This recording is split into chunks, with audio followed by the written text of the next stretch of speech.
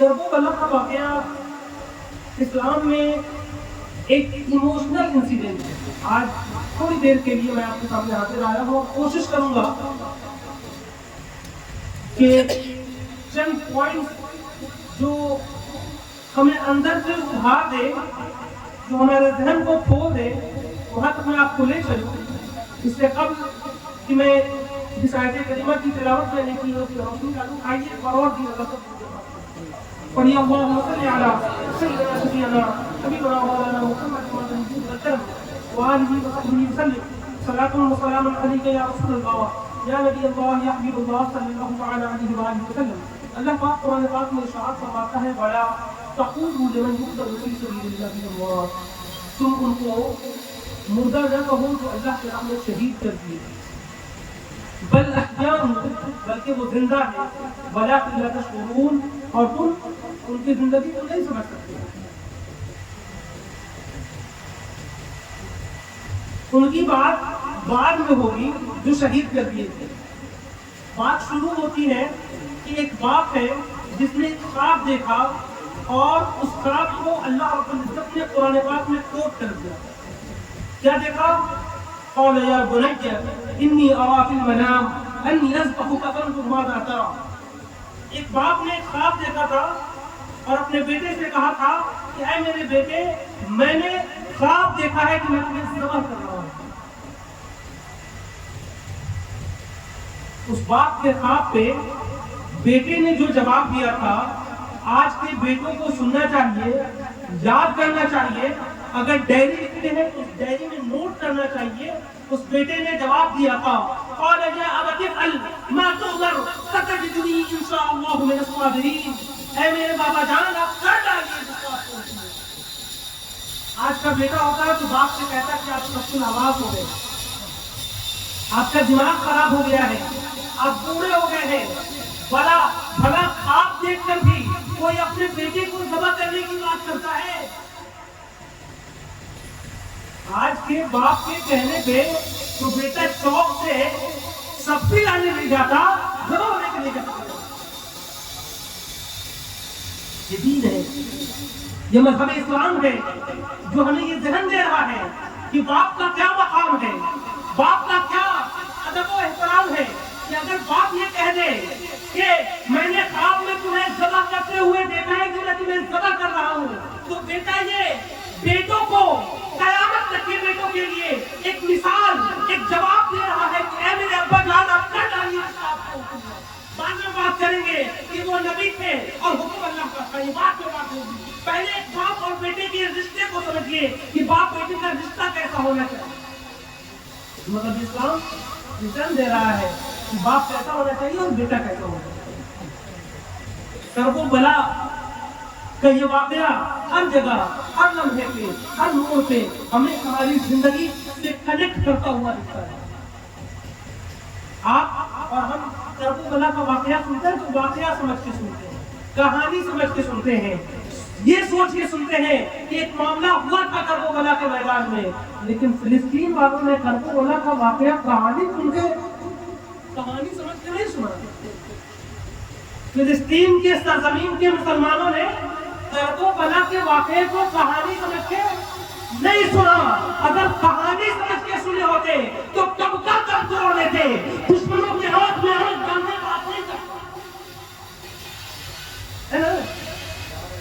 ہم نے محرم الحرام کے مہینے کو ڈنکے تک, تاشے تک, تازیہ تک, سیپل تک, کچرا تک, شفقت تک محدود کر دیا.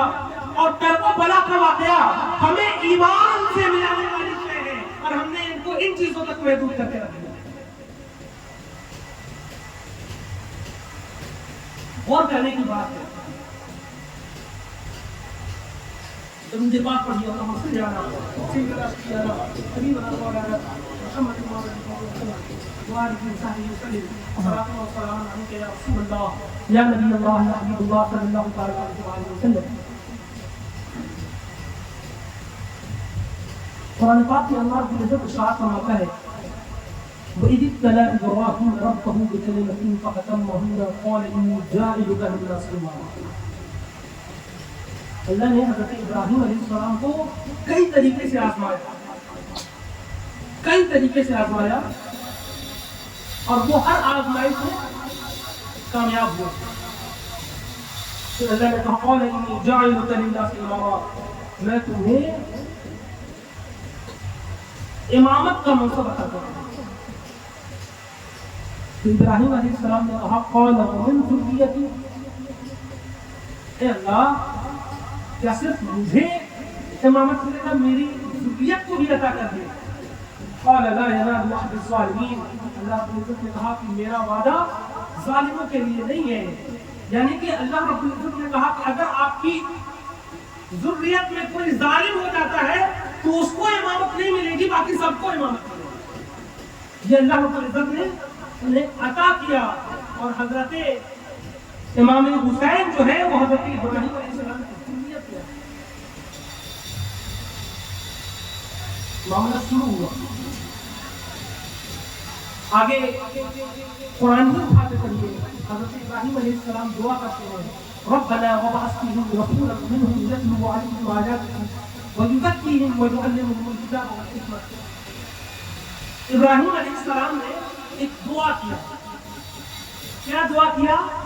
دعا کیا کہ اے اللہ وہ محبوب جس کے لیے تو نے ساری کائنات کو پیدا کیا، وہ محبوب جس کے لیے آسمان و زمین بنائے، وہ محبوب جس کے سجدے میں جو ہے وہ چاند و سورج چمکائے، وہ محبوب جس کے سجدے میں ہم تمام کی پیدائش ہوئی، وہ محبوب میرے ذریت میں عطا کر دے. جب یہ دعا کر رہے تھے تو اللہ کے وہ حبیب، اللہ کے وہ خلیل ایک پتھر پہ کھڑے تھے.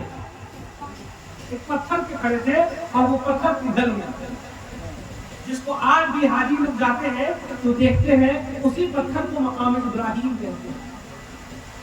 اور نہ جانے کتنے پتھر پہ حضرت ابراہیم علیہ السلام کھڑے ہوئے ہوں گے، کتنے پتھر پگھلے ہوں گے، کتنے پتھروں کا نشان جو ہے، پاؤں کا نشان پتھروں سے مٹ گیا، مگر آج کم و بیش 4000 سال گزر گئے اس پتھر سے نشان نہیں مٹا. کیوں نہیں مٹا؟ کیونکہ اس پتھر پہ کھڑے ہو کے محبوب کائنات کے لیے دعا کیا گیا تھا. اس پتھر پہ کھڑے ہو کے رسول اللہ کو جو ہے وہ مانگا گیا تھا. اس پتھر پہ کھڑے ہو کے رسول اللہ کا نام لیا گیا تھا. آج جب 4000 سال گزر گئے وہ پتھر کا نشان نہیں مٹا، تو کیسے جس کو رسول اللہ نے مانگا ہو، جس کو رسول اللہ نے چاہا ہو، جس کو رسول اللہ نے محبت کیا ہو، اس حسین کا ذکر کیسے مٹ جائے گا؟ اس حسین کا ذکر قیامت تک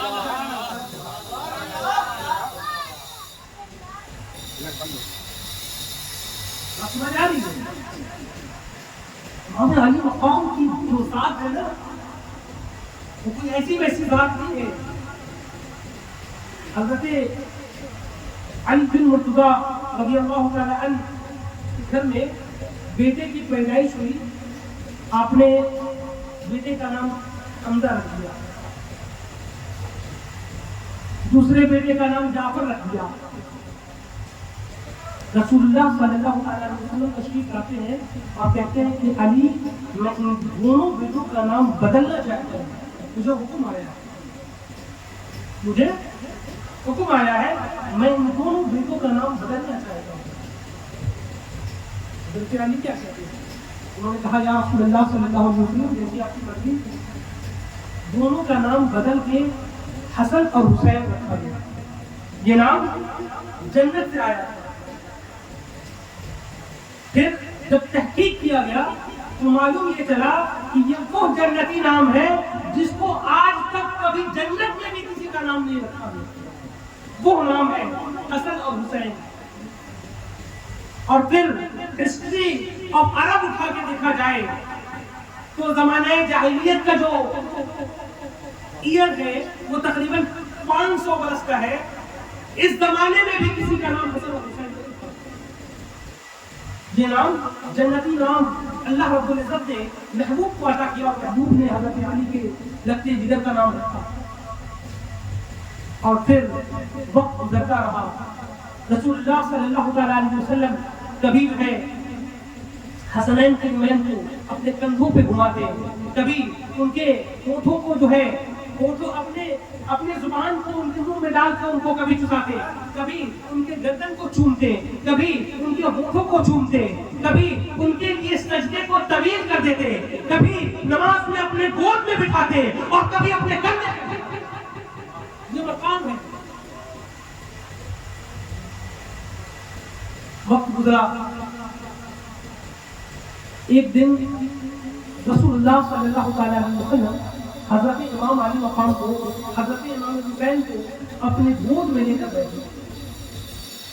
داہنے جانب حضرت امام حسین بیٹھے تھے اور بائیں گود میں حضرت ابراہیم بیٹھے تھے۔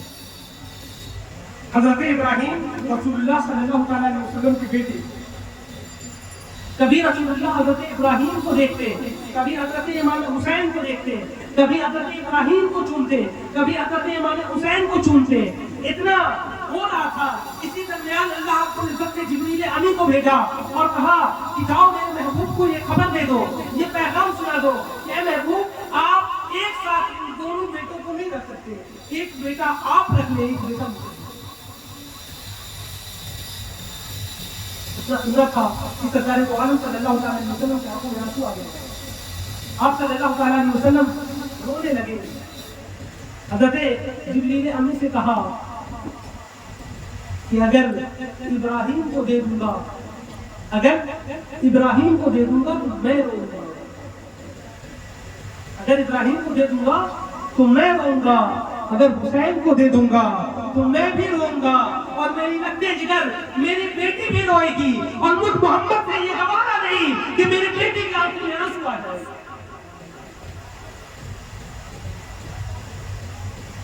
تین دن گزرے، حضرت ابراہیم رضی اللہ تعالیٰ عنہ کا وصال ہوا اور وقت گزرتا ہے۔ جبریل امی خبر لے کر کے آتے ہیں حضرت امام حسین کی شہادت، اور یہ بہت جو ہے وہ فیمس بات تھی آپ کے پیدائش سے کہ حضرت امام حسین کو شہید کر دیا، یہ بہت فیمس بات تھی۔ وقت گزرا، کئی سال گزر گئے، وہ دور آیا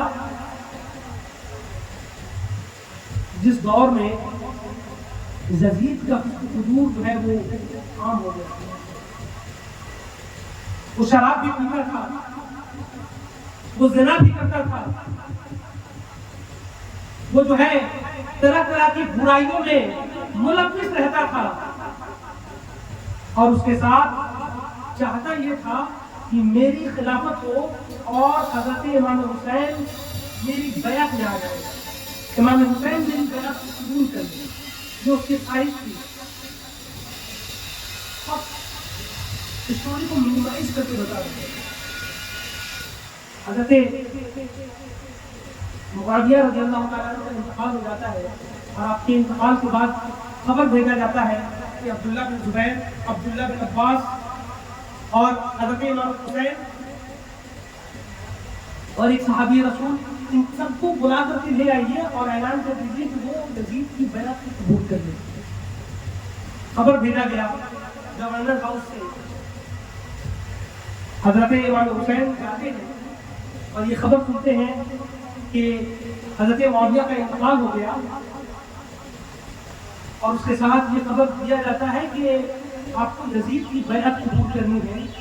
تو حضرت امام علی مقام نے جو جواب دیا تھا وہ جواب آج کے نوجوانوں کو یاد رکھنے کی ضرورت ہے۔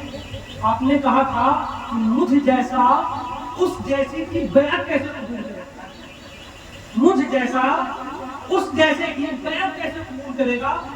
اس کو سمجھ لے کہ مجھ جیسے سے مراد کون ہے، مجھ جیسے سے مراد امام ہے، مجھ جیسے سے مراد وہ ہے جس کے گھر میں دن رات فرشتوں کی آمد تھی، مجھ جیسے سے مراد وہ ہے جس کے گھر سے شریعت طے ہوا کرتی تھی، مجھ جیسے سے مراد وہ ہے جس کے ہونٹوں کو رسول اللہ چوما کرتے تھے، مجھ جیسے سے مراد وہ ہے جو رسول اللہ کے کندھوں پہ گھوما کرتا تھا، مجھ جیسے سے مراد وہ ہے جس کو دیکھ کر کندھے پہ رسول اللہ کے صحابہ کہتے تھے کہ یا رسول اللہ صلی اللہ تعالیٰ علیہ وسلم، آج جو ہے آپ کس کی سواری بنے ہیں، کتنی پیاری سواری ہے، تو رسول اللہ کہتے ہیں کہ سواری دیکھتے ہو، سوار نہیں دیکھتے، کہ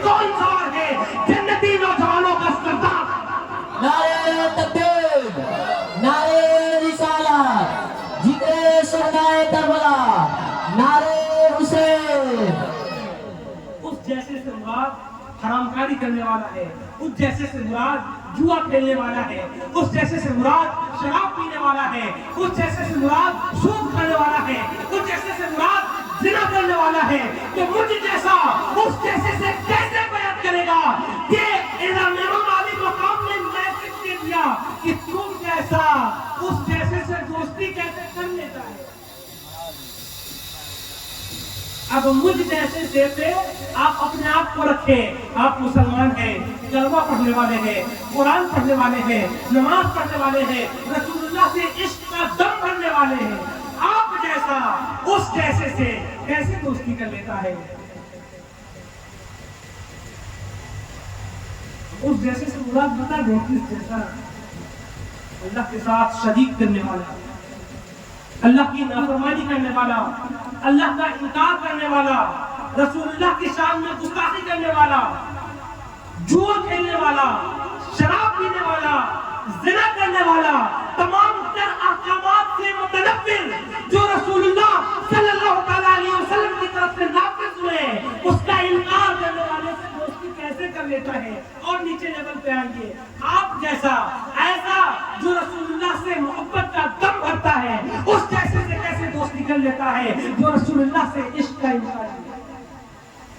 اس جیسے سے کیسے دوستی کر لیتا ہے جس کے پیشانی میں ایک وقت کا سجدہ نہیں ہے؟ اس جیسے سے کیسے دوستی کر لیتا ہے جو جا کے کچہری اسٹیشن میں سگریٹ پیتا ہے، جو جا کے جو ہے دوسرے کونے میں جا کے شراب پیتا ہے، جو لوگوں سے چھپ کر کے زنا کے اڈوں کو جو ہے وہ آباد کیے ہوا ہے؟ آپ جیسا اس جیسے امام علی مقام نے وہ بھی کلمہ پڑھنے والے تھے، یہ بھی کلمہ پڑھنے والے تھے، ادھر بھی قرآن کی تلاوت ہوتی تھی، ادھر بھی قرآن کی تلاوت ہوتی تھی. وہ بھی رسول اللہ کے عشق کے دعوے دار تھے، یہ بھی رسول اللہ کے عشق کے دعوے دار تھے. فرق کیا تھا آج سمجھ لیے. یہ کہانی نہیں ہے کہ آپ کو میں اسٹوری سنا کر کے چلا جاؤں.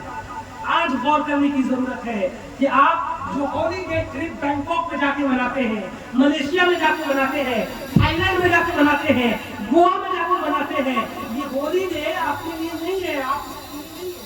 امام علی مقام نے کربو بلا کے میدان میں اپنے 6 مہینے کی عصمت کی قربانی اس لیے نہیں دی تھی کہ آج کا مسلمان جا کے زنا کے اڈے کو آباد کرے، آج کا مسلمان شراب بھی پیے اور خود کو کہے کہ میں مسلمان بھی ہوں، آج کا مسلمان نماز بھی کرے اور کہے کہ میں مسلمان ہوں، آج کا مسلمان جھوٹ بھی بولے اور کہے کہ میں مسلمان ہوں. اس لیے قربانی نہیں دی.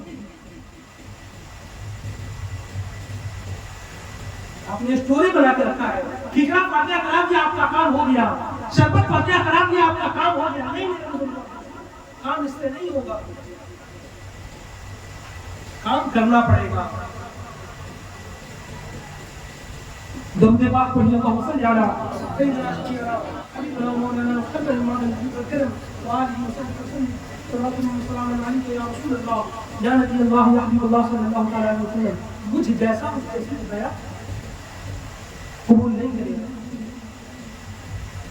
گھر آئے، گھر سے کہا کہ اب مدینہ چھوڑنا ہے. اب وہ وقت آ گیا کہ مدینہ چھوڑ دینا ہے. یزید کے لوگ ہمیں مدینہ میں رہنے نہیں دیں گے، اور اگر میرے خون سے میرا خون کا قطرہ مدینے میں اگر گر گیا تو پھر حرم کی حرمت جو ہے وہ پامال ہو جائے گی. مدینہ چھوڑنا ہے. آپ اور کریں نا، آپ گھر چھوڑ کے سال بھر کے لیے باہر جاتے ہیں، 1.5 سال کے لیے سعودی جاتے ہیں. گھر کو چھوڑا ہے، دوستوں کو چھوڑا ہے، فیملی کو چھوڑا ہے، رشتہ دار کو چھوڑا ہے، تمام جو ہے اپنے ساتھ دوست احباب رات دن اٹھنے بیٹھنے والوں کو چھوڑتے ہیں آپ، تو کس قدر تکلیف ہوتی ہے.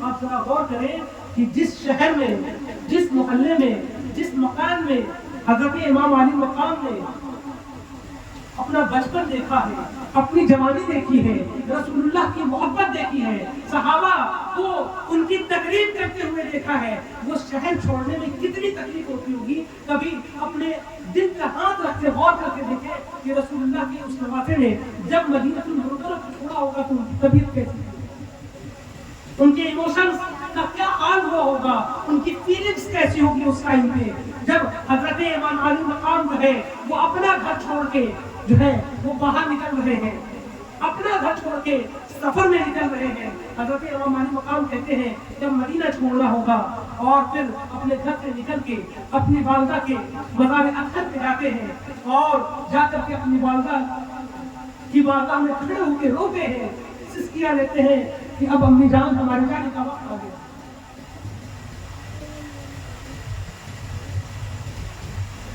اس وقت کیا انہیں اپنی ماں کی محبت یاد نہیں آئی ہوگی، اس وقت انہیں اپنے ماں کے ساتھ بتائے ہوئے دن نہیں یاد آئے ہوں گے، اس وقت انہیں جنت کا وہ آخری لمحہ یاد نہیں آیا ہوگا جس لمحے میں حضرت فاطمہ الزہرا تیاری کر رہی تھی کہ اب کھانے کا وقت ہے۔ حسنین کریمین کو نہلا بھی دیا، دھلا بھی دیا، کپڑے بھی پہنا دیے، کھانا بھی پکا دیا۔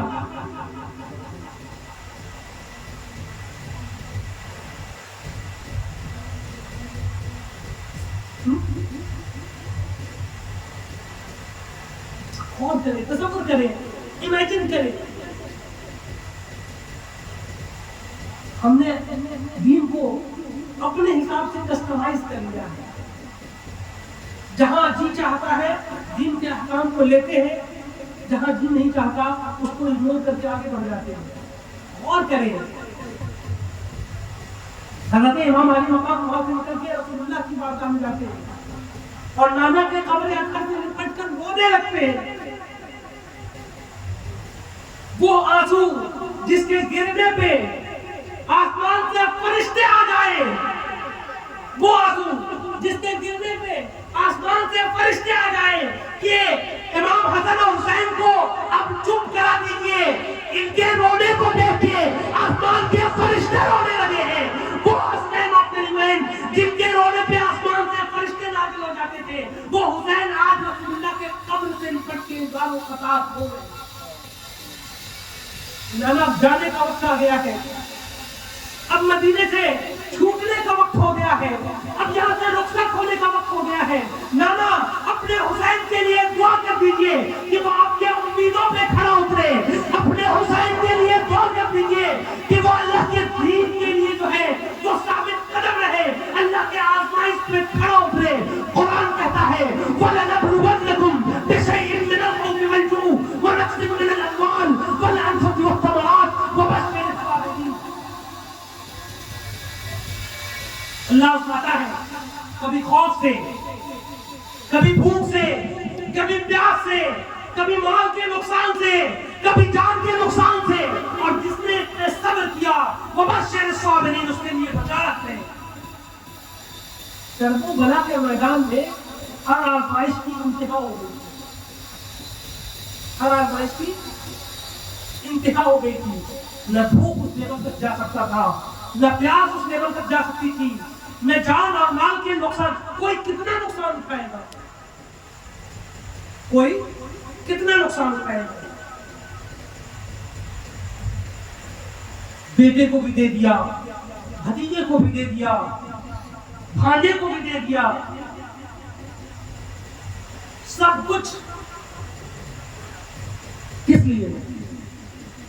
نام کے لیے، شہرت کے لیے، عزت کے لیے نہیں، اللہ کے دین کے لیے، رسول اللہ کے دین کے لیے، اس دین کو خالص آپ تک پہنچانے کے لیے۔ جو نانا کا دین تھا، جو شریعت مطہرہ ہے، جو آج آپ کے پاس محفوظ ہے، اس کو محفوظ رکھنے کے لیے اتنی ساری قربانیاں دی۔ روتے رہے، آنکھ لگی، خواب میں رسول اللہ صلی اللہ علیہ وسلم کی زیارت کی، رسول اللہ صلی اللہ علیہ وسلم نے اجازت دیا جاؤ بیٹے، اور گھبرانا نہیں، تم کرب و بلا کے میدان میں اکیلے نہیں رہو گے، میں بھی تمہارے ساتھ رہوں گا۔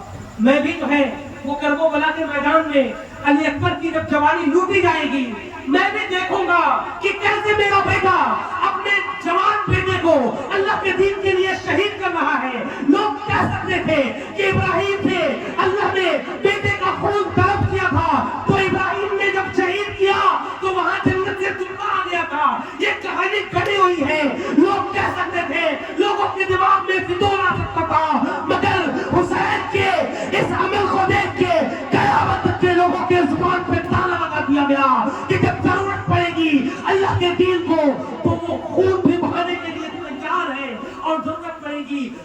جان بھی دیں گے، اپنے بیٹوں کی جان بھی دیں گے، لیکن اللہ کے دین سے جو ہے وہ کسی طرح کا سودا نہیں۔ نعرہ تکبیر، نعرہ رسالت، نعرہ حسین، ذکر شہدائے کربلا، مذہب اسلام، نعرہ تکبیر، نعرہ رسالت، علماء اہل سنت۔ اجازت ملی رک لیں۔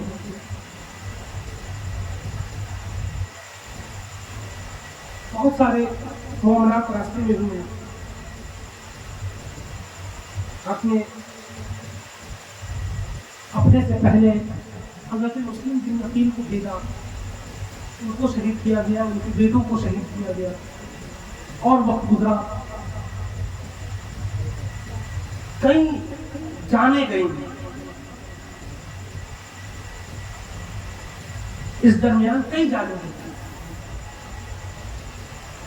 پھر 9 محرم الحرام آیا، یہ لوگ چاہے ہوئے تھے کہ کسی طرح امام علی مقام سے جنگ کرنا ہے اور ان کو شہید کرنا ہے، یا تو یہ بیعت قبول کر لیں یا پھر جنگ کریں۔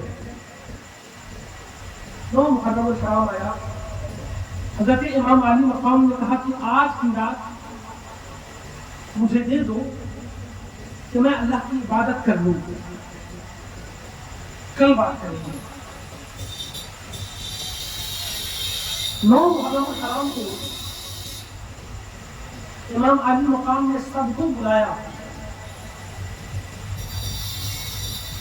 جتنے جانشار ان کے ساتھ یہاں آئے تھے سب کو بلایا، اور بلانے کے بعد لائٹ بجھا دیا، جو دیا جل رہا تھا اس دیے کو بجھا دیا، اور اندھیرا کر کے کہا کہ آپ میں سے جو جانا چاہتا ہے وہ چلا جائے، دشمن میرے جان کے ہیں، میں انہیں مل جاؤں گا، آپ سب بچ جائیں گے، کسی سے کوئی جو ہے سوال نہیں ہوگا، اور کل قیامت کے دن میں بھی آپ سے کچھ نہیں پوچھوں گا، میں بھی آپ سے کچھ نہیں پوچھوں گا۔ آج کا ٹائم ہوتا، ہم ہوتے، آپ ہوتے تو سب بھاگ جاتے ہیں۔ آج اگر مولانا صاحب کسی معاملے میں کھڑے ہو جائے اور پھر سامنے کوئی باہوبلی آ جائے، سامنے کوئی زیادہ پاورفل آدمی آ جائے، چاہے ادھر 10 ہو ادھر 20 آ جائے، تو ادھر 10 بھاگ جائیں گے، بچنا ہے ہی نہیں، رہ کے کیا کریں گے؟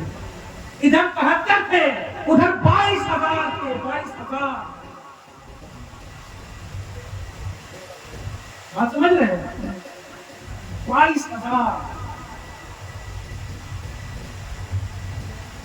کہا کہ آپ چلے جائیں، آپ اپنی اپنی مستورات کو لے کر چلے جائیں، اپنی اپنی بیوی بچوں کو لے کر کے چلے جائیں، اور سوال میں کسی سے نہیں کروں گا۔ لائٹ بجھا دیا گیا، پھر جب لائٹ کو روشن کیا گیا، جب دیے کو روشن کیا گیا تو ان میں سے کوئی بھی نہیں گیا، اور ہر ایک یہ کہہ رہا تھا کہ اگر ہمیں 70 بار مارا جائے، 70 بار جلایا جائے، اور پھر زندہ کر کے پوچھا جائے کہ کیا چاہتے ہو، تو ہم میں سے ہر ایک کہے گا کہ 70 بار اور مار دو، مگر ہم حسین کو چھوڑ کے کرنے کو نہیں، کوئی جانے کو تیار نہیں۔ حضرت امام علی مقام پتہ ہے کہ کل شہید ہونے والے ہیں، سارا منظر معلوم ہے کہ کل کیا ہونے والا ہے، یہ بھی جانتے ہیں کہ کیسے شہید ہوں گے، مگر گھبراہٹ چہرے پہ نہیں ہے، اطمینان و سکون ہے، اور پھر رج کے قرآن پاک کی تلاوت کی، رات بھر اللہ کی عبادت کی، اللہ کا ذکر کیا، قرآن پاک پڑھا، ہم اور آپ ہوتے تو پھر جو ہے رات بھر ہوتے ہوئے گزار دیتے کہ کل صبح قربانی ہو جائے۔